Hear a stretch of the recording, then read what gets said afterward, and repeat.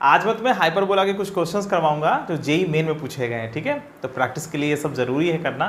तो चलो पहला क्वेश्चन मैं ये ले रहा हूँ, इसे पढ़िए पहले आप लोग क्या लिखा हुआ है। If a hyperbola passes through the point 10,16 10,16 से एक हाइपरबोला पास कर रहा है और इट हैज़ वर्टिसेस एट ±6,0, ठीक है। Then the equation of the normal to it at P. तो हाइपरबोला वहां से पास कर रहा है, वर्टिसेस दिया हुआ है और आपको नॉर्मल की इक्वेशन निकालनी है कि पी पर नॉर्मल की इक्वेशन क्या होगी, ठीक है। तो इस क्वेश्चन में क्या क्या दिया हुआ है, इस क्वेश्चन में दिया हुआ है 10,16। तो ये 10,16 मैंने बना लिया, 10,16 एक पॉइंट पी दिया हुआ है, ठीक है। और इसके जो वर्टिसेस हैं वो क्या दिए हुए हैं 6,0 और -6,0, ठीक है। तो ये दोनों वर्टिसेस आपको पता हो गए और ये पॉइंट दिया हुआ है, बस ये इंफॉर्मेशन है इसमें, ठीक है। तो यहाँ पर नॉर्मल की इक्वेशन आपको निकालनी है कि आखिर ये नॉर्मल की इक्वेशन क्या होगी, ठीक है। बस इतना सा क्वेश्चन है, बड़े आसानी तुम सॉल्व कर लोगे।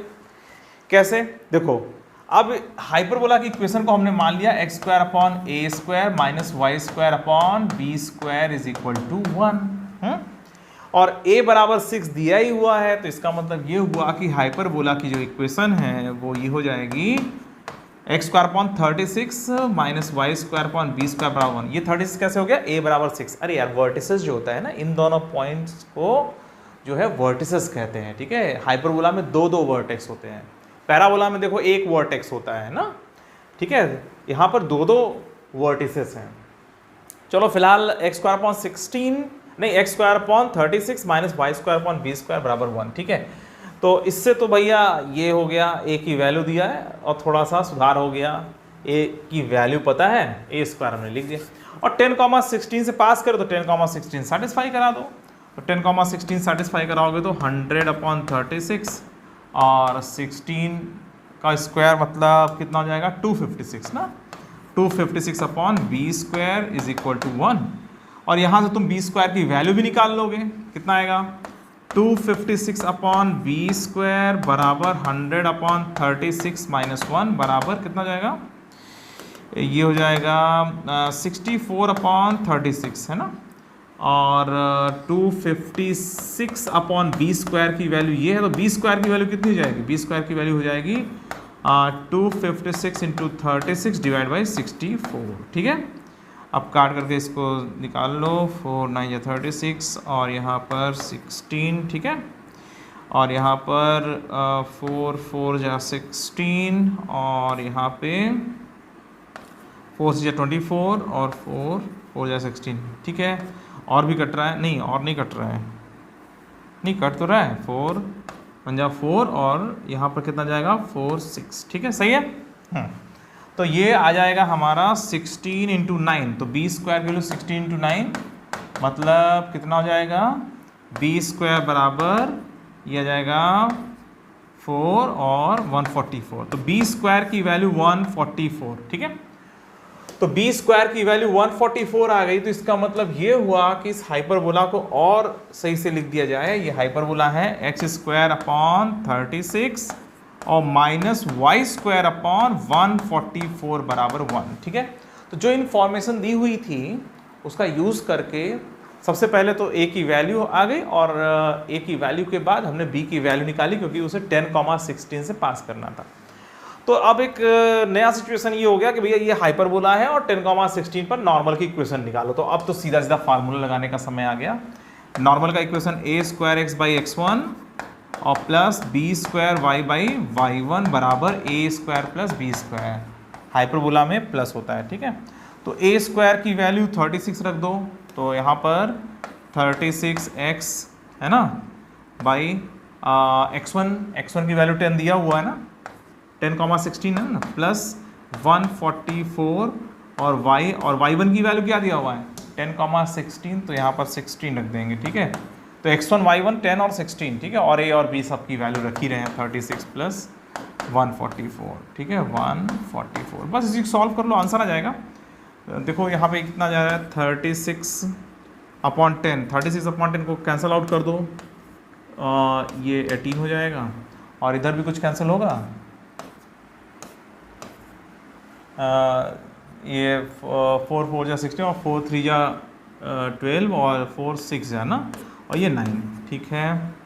तो कुल मिला कितना आ गया 18x/5 और प्लस 9y बराबर ये दोनों मिलकर के 180 हो जाएगा, सही है, हाँ सही है। और इन ये भी कट रहा है, 9 1 जा 9, 9 2 जा 18 और 9, ठीक है। ये आ जा रहा है 2x/5 प्लस y बराबर 20 और या 2x प्लस 5y बराबर 100, ठीक है, ये इसका आंसर हो गया। तो नॉर्मल का इक्वेशन हो गया 2x प्लस 5y बराबर 100। देखो कोई ऑप्शन है 2x प्लस 5y बराबर 100, 2x प्लस 5y बराबर 100, ये इसका आंसर फाइनल हो जाता है। तो देखो पॉइंट दिया हुआ था और पॉइंट के बाद जो है वर्टिसेस दिए हुए थे और वर्टिसेस कोऑर्डिनेट क्या होता है +-a, 0। तो जाहिर सी बात है a की वैल्यू आने के बाद और उस पॉइंट को रखने के बाद b² की वैल्यू भी आ जाएगी।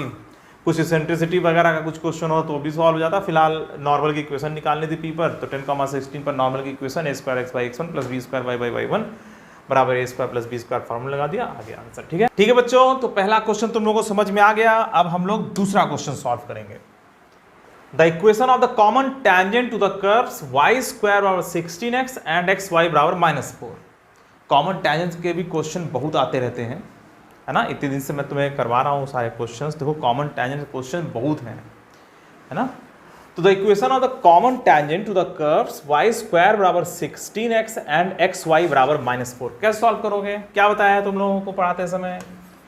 y² बराबर 16x और xy बराबर -4, इन दोनों में कॉमन टेंजेंट को पहले y बराबर mx प्लस c मान लो।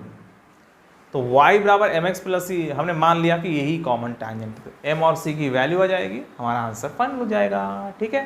तो क्या करते हैं बोलो, देखो y by mx plus c अगर इस पर कॉमन टेंजेंट है तो c बराबर a बाई m का रूल लगा दो, क्योंकि इसके लिए तो फार्मूला ही हमें पता है, कुछ और करने की जरूरत नहीं है। c बराबर 4a बराबर 16, तो a बराबर 4 बाई m, तो c और m में ये रिलेशन आ गया। अगर ये नहीं पता होता तो हम इसमें रख करके डिस्क्रिमिनेंट बराबर 0 कर रहे होते हैं। y बराबर इसमें रखते, x का क्वाड्रेटिक इक्वेशन बनता और डिस्क्रिमिनेंट बराबर 0 कर रहे होते हैं, ठीक है। ये चीज़ मैंने तुम लोगों को पैराबोला में, सर्कल में, सब जगह बताया हुआ है। तो ठीक है, और ये इस पर टेंजेंट है तो कोई फार्मूला तो तुम्हें याद होगा नहीं, तो ठीक है y बराबर इसमें रख दो। जब फार्मूला तुम्हारी हेल्प करता हुआ दिखाई दे तो बहुत अच्छा, और कोई फार्मूला नहीं हो तो ठीक है, हम रख करके उसी प्रोसेस से करके d बराबर 0 करके हम निकाल लेंगे क्या कंडीशन है। तो mx² प्लस cx प्लस 4 बराबर 0, इसका डिस्क्रिमिनेंट 0 कर देंगे, c² माइनस 4 m इंटू 4 बराबर 0, और यहाँ से आ जाएगा c² बराबर 16m, ठीक है। अब इन दोनों को सॉल्व कर लो, m और c की वैल्यू आ जाएगी, काम हो गया, ठीक है। तो c बराबर 4/m और m बराबर 4/c, तो चलो यहाँ पर रख देते हैं c² बराबर 16, m बराबर 4/c, तो 4/c रख दो, तो c³ बराबर 64, c बराबर 4, तो c की वैल्यू 4 आ गई, और c बराबर 4 है तो m बराबर, c अब 4 है तो m बराबर 1, ठीक है। तो इसका मतलब ये हुआ y बराबर mx प्लस c, जो कॉमन टेंजेंट हम जिसको मान रहे थे वो हो जाएगा y बराबर x प्लस 4, मतलब x माइनस वाई प्लस 4 बराबर 0, ये रहा कॉमन टेंजेंट, ठीक है। तो x माइनस वाई प्लस 4 बराबर 0 कहीं है, देखो x माइनस वाई प्लस 4 बराबर 0 कहीं मिले तो भाई लगा दो, x माइनस वाई प्लस 4 बराबर 0, अरे वाह, पहला ही वाला ऑप्शन सही है, ठीक है। तो x माइनस वाई प्लस 4 बराबर 0 कॉमन टेंजेंट आ गया। तो कॉमन टेंजेंट के लिए क्या करना पड़ता है, y बराबर mx प्लस c को कॉमन टेंजेंट मान लिया करो, फार्मूला हेल्प करता हुआ दिखाई दे जो कि डिस्क्रिमिनेंट बराबर 0 करने से मिला होता है तो कर लेना, अदरवाइज अगर फार्मूला तुमने नहीं पढ़ा हुआ है तो आप उसमें y की वैल्यू रख दो और डिस्क्रिमिनेंट बराबर 0 कर दो, ठीक है। अब कितना फार्मूला याद करोगे, प्रोसेस भी याद, प्रोसेस ज़्यादा याद करके रखा करो, फार्मूला तो है ही छोटी चीज़, उसे तो याद करके रखना ही है, मगर जो अप्रोच है, जो तरीका है, उन्हें भी आप लोग याद रखा करो, कैसे हम लोग सॉल्व करने की कोशिश करते हैं, फार्मूला डेवलप कैसे हुआ है, मैक्सिमम कोशिश क्या करो फार्मूला डेवलप कैसे हुआ है ये जानते रहो, है ना, उससे अप्रोच अच्छा बन जाता है तुम्हारा एग्जाम में। चलो ठीक है, ये क्वेश्चन हो गया है, अब जल्दी से अगला क्वेश्चन सॉल्व करते हैं। क्या लिखा हुआ, if the line y mx plus 7√3 is normal to the hyperbola x² upon 24 minus y² upon 18 बराबर 1, then a value of m is y बराबर एम एक्स प्लस 7√3 नॉर्मल है। और नॉर्मल वाला जो क्वेश्चन है मेरे ख्याल से हर किताब में दिया हुआ है हाइपरबोला पर। तुमने ये फार्मूला अगर पढ़ा हो तो मैं ऐसे ही याद करा रहा हूँ, मतलब रिकॉल करा रहा हूँ। X square upon y square, नहीं x square upon a square minus y square upon b square बराबर 1 पर अगर l x plus m y plus n बराबर 0 नॉर्मल है तो ए बी और एल एम एन में क्या रिलेशन होता है? पढ़े हो? हर किताब में दिया हुआ है, एग्जाम्पल में देखना मिल जाएगा आपको। तो आपको ये फार्मूला याद रखना चाहिए, a square upon l square minus b square upon m square बराबर a square plus b square का whole square upon n square. ठीक है, ये फार्मूला बहुत ज़रूरी है हाइपरबोला में नॉर्मल के क्वेश्चन को सॉल्व करने के लिए। ऐसा है ना, पैरामीट्रिक फॉर्म में नॉर्मल की इक्वेशन लिखते हैं और इससे कंपेयर कर देते हैं। और कंपेयर करके सेक थीटा टैन थीटा निकाल के sec square theta minus tan square theta बराबर 1 कर देते हैं, उससे आता है। ठीक है, तो फिलहाल आप ये फार्मूला याद रखो, ज़्यादा अच्छा है। ये जो क्वेश्चन दिया हुआ है इसमें एक्स स्क्वायर अपॉन क्या दिया हुआ है, एक्स स्क्वायर अपॉन 24 और माइनस वाई स्क्वायर अपॉन 18 बराबर 1, और इसको हम लोग लिख सकते हैं m x minus y plus 7√3 बराबर 0। ठीक है, m x minus y plus 7√3 बराबर 0। तो इस पर ये नॉर्मल है तो ये कंडीशन होती है या ये फार्मूला होता है, तो ये ठीक है, इसी को यूज़ कर दो। तो a square 24 upon minus l square की वैल्यू एम स्क्वायर हो जाएगी। ठीक है, यहाँ पे एल की जगह पर एम लिखा हुआ तो यहाँ पर एम यूज़ कर देना। ठीक है, माइनस बी स्क्वायर 18 और अपॉन एम स्क्वायर। ठीक है, तो -1 का होल स्क्वायर बराबर a square plus b square का whole square upon n square 7√3 का होल स्क्वायर। ठीक है, इसको लगा लेना, एम स्क्वायर की वैल्यू आ जाएगी, फिर एम की वैल्यू आ जाएगी। ठीक है, तो अब चूंकि चारों पॉजिटिव है तो एम स्क्वायर की वैल्यू जब आएगी तो एम की 2 वैल्यूज़ आएंगी, है ना। तो आप प्लस वाली वैल्यू से कंपेयर करें। ठीक है, तो इसमें देखो लिखा then a value of m. ठीक है, तो इस क्वेश्चन से लग भी रहा है कि एम की एक से अधिक वैल्यूज आएंगी, उसमें से कोई एक वैल्यू। ठीक है, तो आप कर लीजिएगा, इसको कर लोगे? ठीक है, कर लेना इसको, कैलकुलेशन क्या करवाओगे मुझसे, है ना, थोड़ा सा कैलकुलेशन तो है ही है ना। चलो अगला क्वेश्चन करते हैं। अगला क्वेश्चन ये है, if a hyperbola has length of its conjugate axis equal to 5। ये तुम लोग कॉन्जुगेट और ट्रांसवर्स एक्सिस जानते हो ना, पढ़े हो ना, मैंने तुम लोग को पूरा पढ़ाया हुआ है हाइपरबोला में। कॉन्जुगेट एक्सिस 2b होता है, ट्रांसवर्स एक्सिस 2a होता है ना। तो देखो हाइपरबोला ये है, तो ये यहाँ से लेके यहाँ तक की दूरी ट्रांसवर्स एक्सिस कहलाती है, और यहाँ मतलब ट्रांसवर्स एक्सिस की लेंथ कहलाती है, और यहाँ से यहाँ तक की जो दूरी है कॉन्जुगेट एक्सिस की लेंथ कहलाती है। तो ये a है, ये a डैश है, ये b है और ये b डैश है ना। हाँ, तो ठीक है, और ये कॉन्जुगेट हाइपरबोला निकालते समय ये दोनों वर्टेक्स बन जाते हैं, सब बताया हुआ है तुम लोगों को जब मैंने पढ़ाया था हाइपरबोला। तो if hyperbola has length of its conjugate axis equal to 5, तो इसका मतलब ये हुआ कि 2b बराबर, और यहाँ से यहाँ तक की दूरी 2b है क्योंकि ये 0, b है और ये 0, -b होता है, और ये a, 0 होता है। मैं लिख दे रहा हूँ ताकि तुम परेशान मत हो, है ना। तो कॉन्जुगेट एक्सिस की लेंथ जो है, और ये x square upon a square minus y square upon b square equal to 1 है हाइपरबोला, है ना। ये जो हाइपरबोला ले रहे हैं x square upon a square minus y square upon b square equal to 1। ठीक है, ये है। हाँ, तो फिलहाल कॉन्जुगेट एक्सिस की लेंथ 2b बराबर 5 दिया हुआ है, और क्या दिया हुआ है, and the distance between its foci is 13। इसके फोकस के बीच की दूरी 2ae बराबर 13 दिया हुआ है। फोकस के बीच की दूरी जो है 2ae होता है, a, 0 और -a, 0 ना, तो फोकस के बीच की दूरी 2ae है ना। And the distance between this focus 13, देना इसेंट्रिसिटी निकालनी है यार, e की वैल्यू निकालनी है, और तुम्हें इन दोनों के बाद पता भी है b स्क्वायर बराबर a square into e square -1।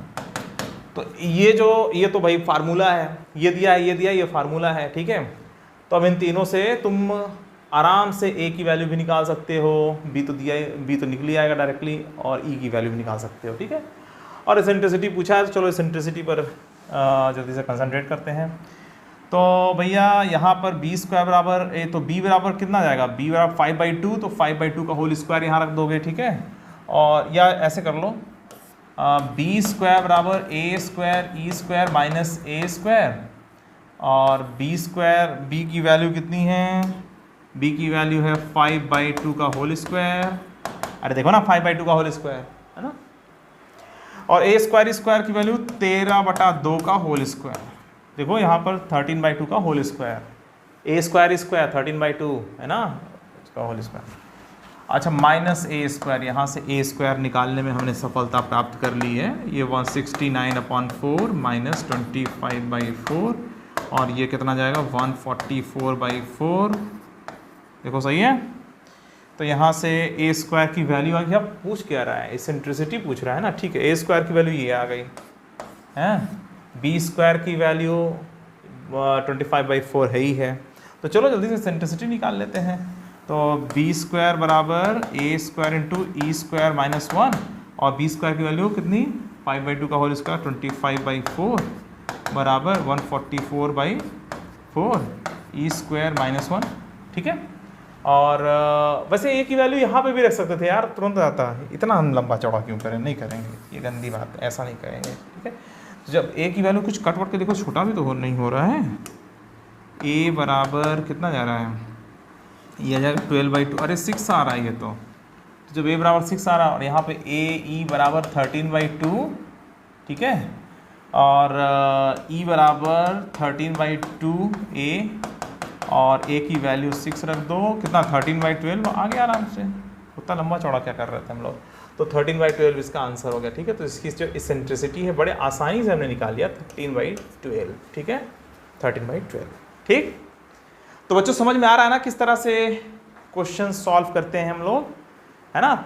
सब पूरा जितना मैं क्लास ले रहा हूँ सब का एक ही निचोड़ है कि तुम लोग अपने किताब में दिए हुए फार्मूले को अच्छी तरीके से याद रखो, माइंड को कूल रखो, एग्ज़ाम में जा करके आराम से क्वेश्चन लगाओ और ढेर सारे क्वेश्चन लगा करके आओ और बढ़िया सिलेक्शन पाओ, ठीक है। और बढ़िया बढ़िया काम करो, बढ़िया सिलेक्शन उन्हीं का होगा जो फ्यूचर में बढ़िया बढ़िया काम करने की सोच के चलेंगे, ठीक है। चलो बच्चों आज के लिए सिर्फ इतना ही, फिर मिलते हैं।